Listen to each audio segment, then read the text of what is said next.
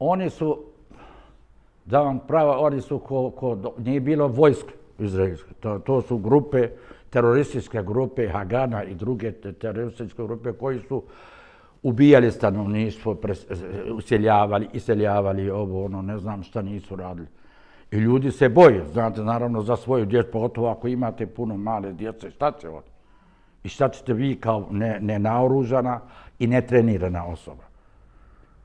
Znate, a palestinski narod je oduvijek bio, kako da vam kažem, jedna sveta tačka, odnosno svjetla tačka na Bliskom istoku.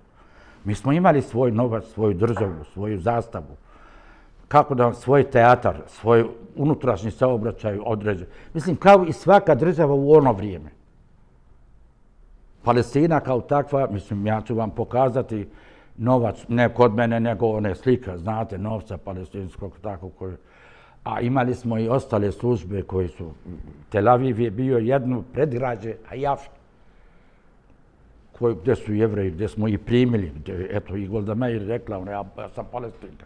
Ja sam došla ovdje, dobila pasoš Palestina, ja sam Palestinka.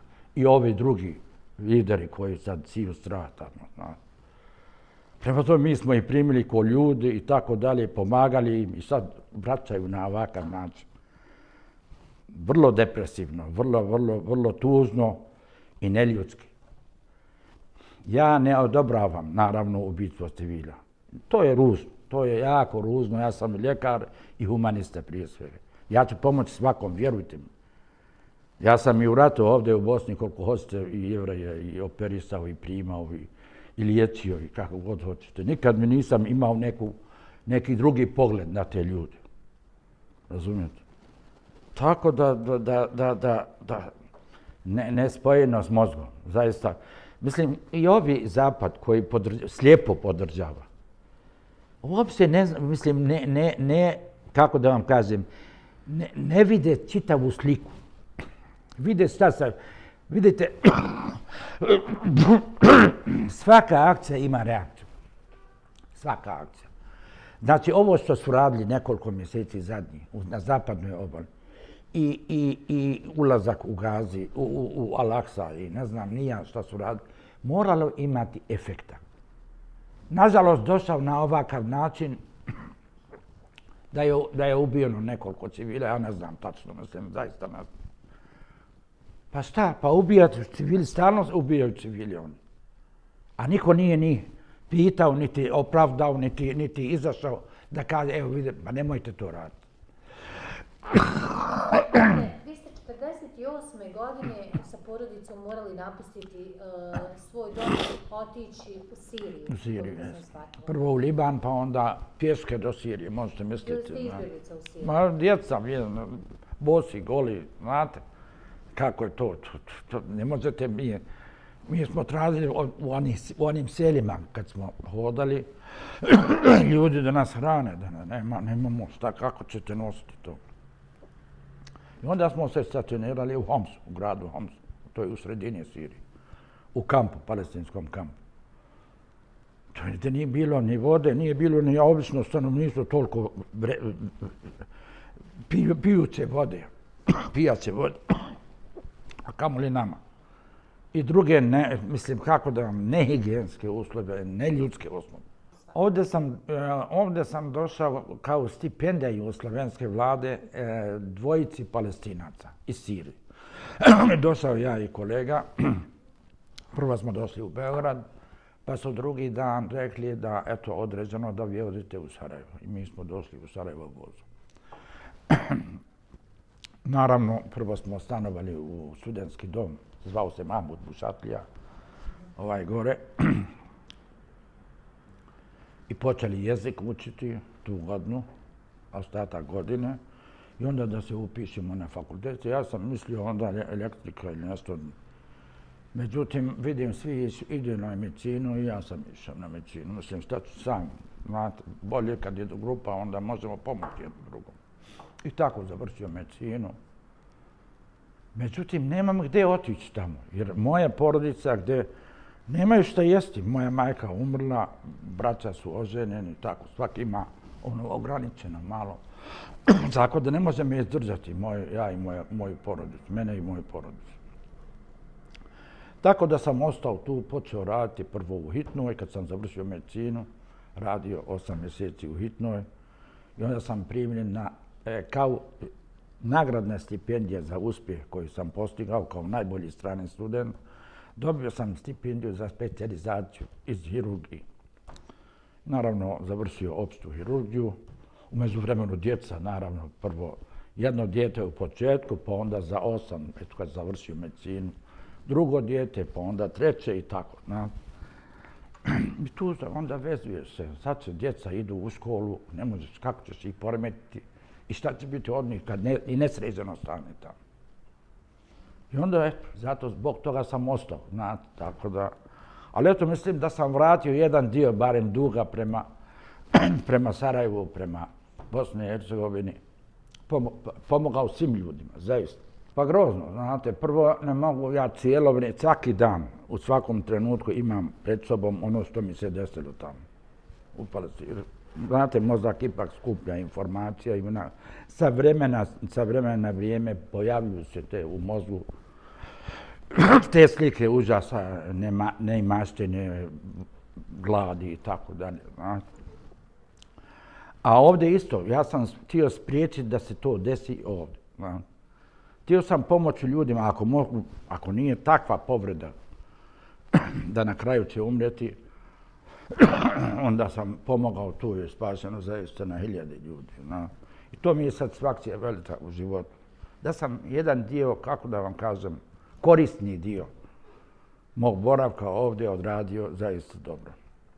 Po svjedočanstvu svi koji su bili u bolnici ili prošli kroz bolnicu ili ne znam, i političkih struktura i nisam nikad, ja sam bio na svjedočenju recimo u Karađiću.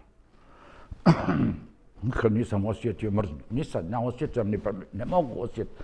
Ja želim, recimo, prema ovom što se dešava, ali ne mogu da postignem taj stepen mržnje, da ih mogu smlaviti, da tako kažem, kao što drugi rade. Ja ne mogu da postignem taj stepen mržnje. Naravno, krivo mi je sve to, ali ne mogu da postignem. To je nešto nevjerovatno, jer to vjerovatno u sebi to ugraženo. Ne mogu im, žao mi je njihovo, znate, žao mi je ono što su onim prošli. Od holokausta, od ovoga, pa u Evropi svugdje bili nedobro došli. I svugdje su ih maltretirali, tjerali i tako dalje. A Arapi nikad nisu ih tjerali. Oni su živjeli u tom društvu i nismo mi nikad, eto, moj brat u ono doba, oženjen Jevrejkom i ona je došla s nama u Siriju, znate, ona je i umrla tamo sad poslije toliko godina. Nama uskraćuju svaku tehnologiju, Zapad uskraćuje, to je kazna.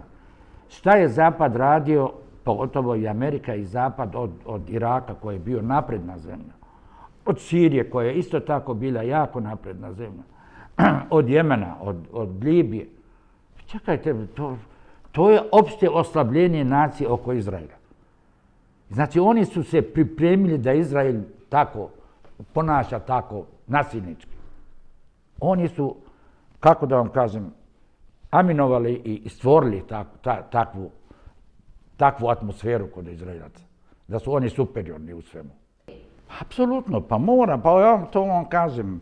Oni moraju reći Izrael dosta. Nemojte više. Jer vidite, kažem vam, Palestinci, mislim kompletno, a Arapi jedan dio, naravno, oni su poniženi. Poniženi i nipodoštavani. Od strane Izraela i od strane Jevreja. A to je opasno, jako opasno za Izrael. To je jako opasno. Ništa opasnije od ovoga ne može biti. Vjerujte mi, ako i Zapad misli, i njihove naučnike, i njihove sociologe, psihijatre, koji rade tamo, ako misli glavom, ovakav način tretiranja Palestinaca je jako pogrešno. I ne može ništa roditi dobro. A oni ne mogu uništiti palestinski narod. To jednostavno moraju skinuti to iz glave. Ne mogu uništiti. I svaka generacija će biti oštrija nego ova generacija danas. Svaka generacija. Zato kažem, dvije države poštujemo državu Izrael kao takvu, koja je stvorena na takav način, ali eto, poštujemo, ali dajte i nama. Pa ne mogu sa 1000, 2, 3, 5 djece da unište. Mislim, to su zločinačke namjere. Zločinačke namjere. To je, mislim, nemam riječi opisati takav čin. Takav čin nema za, čak bilo je bombardiranje nekih bolnica i u ratu, tu i to, ali kad su recimo došli ovi stranci, Francuzi su u ratu u Dobrinji, znate, pa su rekli daj stavi zastavu, znaš, tu da se zna, jer dosta oko bolnice je poginulo ljudi. Dosta ljudi poginulo. I bili smo mi stavili, ali nije se vidjela dobro, znate. Pa smo mi stavili jednu veliku, znate, gore da se zna da je to bolnica.